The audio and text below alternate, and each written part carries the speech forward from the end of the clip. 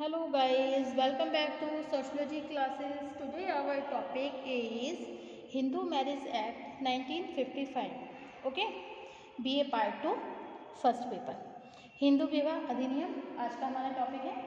So let's begin this video on this topic Hindu विवाह अधिनियम. Okay, तो without wasting much time we should start this video.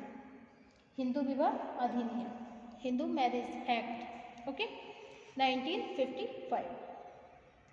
Hindu स्त्रियों को विवाह विच्छेद का अधिकार देने, पारिवारिक जीवन में उन्हें पुरुषों द्वारा किए जाने वाले शोषण से बचाने के लिए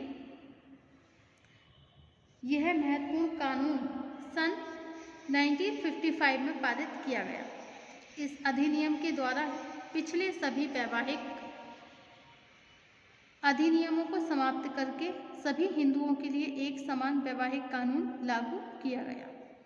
हिंदू विवाह अधिनियम 1955 के अंतर्गत हिंदू शब्द का प्रयोग हिंदुओं, बौद्धों, जैनियों, सिखों और हिंदू धर्म से संबंधित अन्य सभी संप्रदायों के लिए किया गया.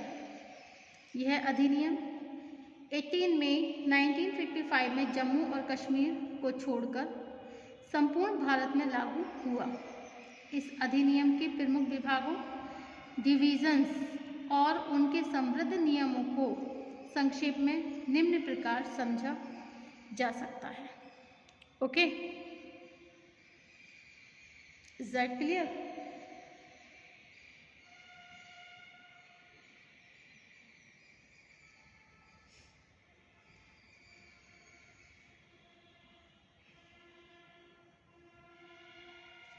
इसके अतिरिक्त यह अधिनियम अनुसूचित जनजातियों, शेड्यूल्ड ट्राइब्स पर भी लागू नहीं होता. इसकी सर्वप्रमुख विशेषता यह है कि इसमें सभी जातियों के स्त्री पुरुषों को विवाह और तलाक के अधिकार दिए जाने पर भी हिंदू जीवन में प्रचलित सापेंड संबंधों के प्रतिबंधों को नहीं बदला गया है. इसके अतिरिक्त विवाह की कोई विशेष विधि भी निर्धारित नहीं की गई है, बल्कि हिंदुओं में प्रचलित विवाह किसी भी विधि को मान्यता दे दी गई है. मतलब हिंदुओं में प्रचलित विवाह को किसी भी विधि को, मतलब विवाह की कोई भी विधि हो जाए, ठीक है, उसे मान्यता प्रदान कर दी गई है. इस अधिनियम में प्रमुख विभागों, डिविजन्स और उनके समृद्ध नियमों को संक्षेप में निम्न प्रकार समझा जा सकता है.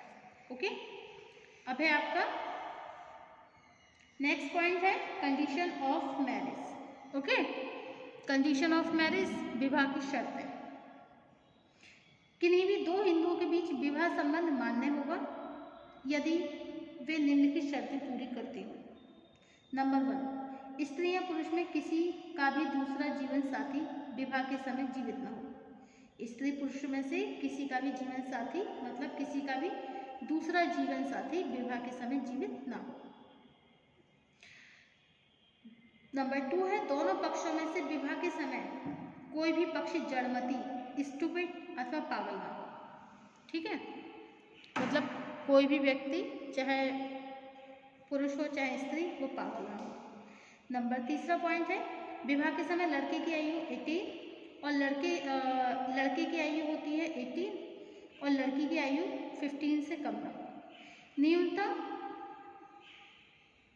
फरवरी 1978 में पारित बाल विवाह निरोधक अधिनियम के द्वारा अब विवाह के समय लड़के की न्यूनतम आयु जो है 21 कर दी गई है और लड़की की 18 वर्ष निर्धारित कर दी गई है. ओके, नेक्स्ट पॉइंट है, दोनों पक्ष निषिद्ध श्रेणी की नातेदारी से संबंधित न हो यदि उनकी प्रथा इस प्रकार के विवाहों की अनुमति नहीं देती.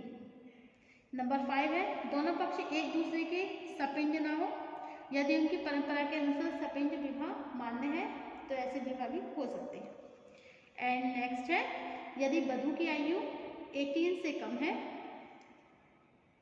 तो उसके संरक्षक की अनुमति मिल चुकी हो, लेकिन यदि उसके माता पिता, बाबा, भाई में से कोई भी जीवित न हो तो ऐसी अनुमति के बिना विवाह वैध होगा. नवीन संशोधनों के अनुसार वर तथा वधू के विवाह की न्यूनतम आयु 21 वर्ष तथा 18 वर्ष निर्धारित की गई है। ओके, अब नेक्स्ट पॉइंट है आपका विवाह संबंध की समाप्ति, वॉइड मैरिज। ओके, यदि विवाह हो चुका है तो निम्नलिखित दशाओं में से कोई परिस्थिति विद्यमान होने पर विवाह संबंध रद्द किया जा सकता है। ओके, नंबर 1 है यदि विवाह के समय दोनों में से किसी का भी पहले वाले जीवन साथी जीवित हो और उससे विवाह विच्छेद ना हो चुका हो। सेकंड है यदि विवाह के समय एक पक्ष नपुंसक हो। नंबर 3 है विवाह के समय कोई भी एक पक्ष जड़ बुद्धि या पागल हो। नंबर 4 यदि विवाह के समय 1 वर्ष के अंदर ही यह प्रमाणित हो जाए कि प्रार्थी अथवा उसके संरक्षक की संपत्ति बलपूर्वक अथवा कपट से ली गई थी। नंबर 5 यदि विवाह के 1 वर्ष के अंदर ही प्रमाणित हो जाए कि विवाह के समय पत्नी किसी अन्य व्यक्ति से गर्भवती है और प्रार्थी इस बात से अनभिज्ञ था। ओके, अब नेक्स्ट टॉपिक है आपका न्यायिक पृथक्करण, ज्यूडिकल सेपरेशन।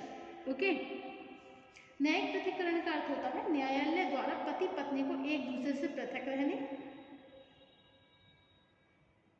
की छूट मिलना। इसके अलावा दाम्पत्य संबंध समाप्त नहीं होते बल्कि दोनों पक्षों को एक दूसरे से पृथक रहकर यदि संभव हो तो आपसी मतभेद समाप्त करने का दोनों को अवसर मिलता है। न्यायिक पृथक्करण की अवधि में अगर कोई पक्ष दाम्पत्य अधिकारों को पुनः स्थापित करना चाहता है तो न्यायालय में प्रार्थना पत्र दे दे और दूसरा पक्ष अगर सहमत हो तब स्थापना के लिए न्यायालय में प्रार्थना पत्र दे सकता है। ठीक है, तब स्थापना के लिए न्यायालय में भी प्रार्थना पत्र दे सकता है यदि दूसरा पक्ष भी सहमत है। इस प्रकार न्यायिक पृथक्करण की डिक्री रद्द की जा सकती है। यदि दूसरा पक्ष भी सहमत हो तब न्यायिक पृथक्करण की डिक्री है वो भी रद्द की जा सकती है। इस प्रकार निम्नलिखित में से एक या अधिक आधारों पर पति पत्नी के बीच न्यायिक पृथक्करण का आदेश दिया जा सकता है। ओके, प्रार्थी को यदि दूसरे पक्ष ने बिना किसी उचित कारण के प्रार्थना पत्र दे देने के 2 वर्ष पूर्व से छोड़ रखा हो, नंबर 1। और नंबर 2 है प्रार्थी के साथ क्रूरता का ऐसा व्यवहार किया जाए कि वे दूसरे पक्ष के साथ रहना उसे हानिकारक समझती हो। नंबर 3 है दूसरा पक्ष यदि प्रार्थना पत्र के 1 वर्ष पहले से असाध्य कुष्ठ रोग से पीड़ित हो। नंबर 4 दूसरे पक्ष को कोई संक्रामक रोग हो। नेक्स्ट है यदि दूसरा पक्ष प्रार्थना पत्र देने के 1 वर्ष पहले से पागल हो गया हो। नेक्स्ट है यदि दूसरे पक्ष ने विवाह होने के बाद किसी अन्य व्यक्ति के साथ संबंध रखा हो। ओके, अब है विवाह विच्छेद, डिवोर्स। विवाह विच्छेद इस अधिनियम के द्वारा कुछ निश्चित आधारों पर विवाह विच्छेद की भी व्यवस्था की गई है। कोई भी पक्ष निम्नलिखित में से एक या अधिक आधारों पर तलाक की डिक्री के साथ विवाह संबंध को भंग कर सकता है। नंबर 1 यदि दूसरा पक्ष व्यभिचारी हो। नंबर 2 है दूसरे पक्ष ने धर्म परिवर्तन कर लिया हो और हिंदू न रह गया हो। नंबर 3 है प्रार्थना पत्र देने के बाद भी 3 वर्ष पहले से दूसरा पक्ष असाध्य कुष्ठ रोग या संक्रामक रोग से पीड़ित हो। नंबर 4 है दूसरे पक्ष ने सन्यासी होकर संसार का परित्याग कर दिया हो। नंबर 5 है दूसरा पक्ष पिछले 7 वर्ष से जीवित न सुना गया हो। नंबर 6 है दूसरे पक्ष ने न्यायिक पृथक्करण के 2 वर्ष या उससे अधिक अवधि के बाद तक पुनः संबंध न रखा हो। और नेक्स्ट है दूसरे पक्ष ने दाम्पत्य अधिकारों की पुनः स्थापना की डिक्री न हो जाने के बाद हो जाने के 2 वर्ष तक उस पर अमल न किया हो। ओके,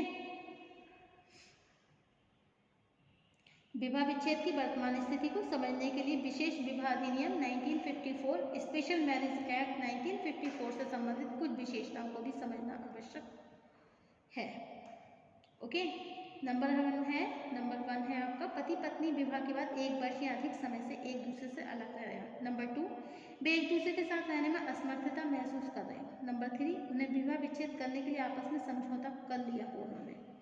उन दोनों ने विवाह विच्छेद करने के लिए आपस में समझौता कर लिया हो। इन परिस्थिति में विवाह विच्छेद के लिए दिया गया आवेदन यदि अदालत में 1 वर्ष तक वापस नहीं लौटाया जाता तो उन्हें विवाह विच्छेद की अनुमति दे दी जाती है तथा स्पष्ट होता है कि सिविल मैरिज से संबंधित दाम्पत्य संबंधों को बहुत आसानी से तोड़ा जा सकता है। इसके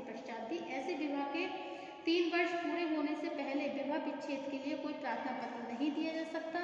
इसके अलावा विवाह विच्छेद हो जाने के बाद 1 वर्ष बाद कोई भी पक्ष पुनर्विवाह नहीं कर सकता।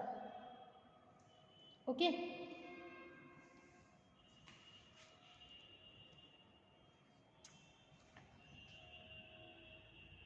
हिंदू स्त्रियों को विवाह विच्छेद का अधिकार देने तथा पारिवारिक जीवन में उन्हें पुरुषों द्वारा किए जाने वाले शोषण से बचाने के लिए यह महत्वपूर्ण कानून सन 1955 में पारित किया गया।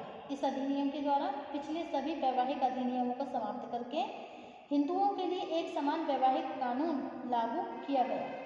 हिंदू विवाह अधिनियम 1955 के अंतर्गत हिंदू शब्द का प्रयोग हिंदुओं, बौद्धों, जैनियों, सिखों, हिंदू धर्म से संबंधित सभी संप्रदायों के लिए किया गया। यह अधिनियम 18 मई 1955 से जम्मू और कश्मीर को छोड़कर संपूर्ण भारत में लागू कर दिया गया था। इसके अतिरिक्त यह अधिनियम अनुसूचित जनजातियों शेड्यूल्ड ट्राइब्स पर भी लागू नहीं हुआ। ओके। सर्वप्रमुख विशेषता यह है कि इसमें सभी जातियों के स्त्री पुरुषों को विवाह तलाक के अधिकार दे दिए जाने पर हिंदू जीवन में प्रचलित सापेक्ष संबंधों के प्रतिबंधों को नहीं बदला गया। ओके। इन सभी कानूनी प्रावधानों से स्पष्ट होता है कि सामाजिक आधार पर विवाह विच्छेद को एक समस्या के रूप में देखा जा सकता है, लेकिन कानूनी रूप से विवाह विच्छेद समाज में समताकारी व्यवहारों को प्रोत्साहन देने तथा स्त्रियों को शोषण से बचाने के लिए आवश्यक है। ओके। सो नेक्स्ट हमारा नेक्स्ट टॉपिक होगा अंतः एवं अंतरपीढ़ी संघर्ष, intra and inter generation conflicts. Okay, thank you for watching my YouTube channel. Thank you so much.